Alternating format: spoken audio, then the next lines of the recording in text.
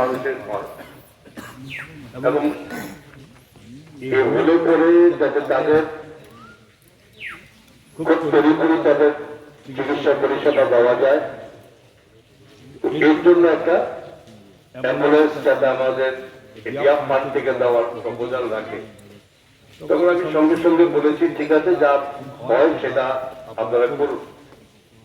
তারিখ বিনিময়ে 9,46,358 টাকার বিনিময়ে এই অ্যাম্বুলেন্সটা এখানকার সকলের যাদের হঠাৎ তাদের প্রয়োজনীয় স্বাস্থ্য পরিষেবা প্রয়োজন পড়ে সেটা ব্যবহার করার জন্য।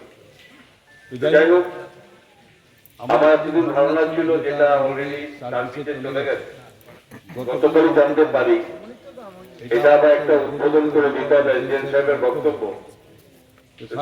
এটার জন্য আবার আজকে এটার এই আয়োজন করা, এবং সরকার তার বিভিন্ন দিক দিয়ে রাজ্যের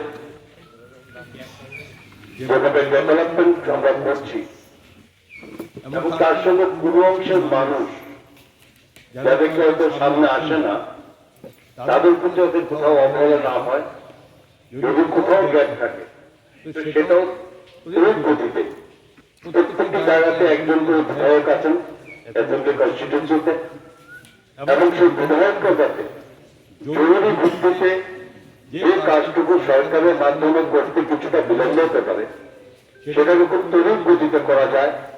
তার জন্য আমাদের রাজ্যের মাননীয় মুখ্যমন্ত্রী মহোদয় এই বিধানসভাতে, যেখানে প্রত্যেকটা বৎসর একজন বিধায়ক মাথা পিছু বৎসরে 75 লক্ষ টাকা যাতে এই পারপাসে খরচ করতে পারে সেটা অনুমোদন দিয়েছে।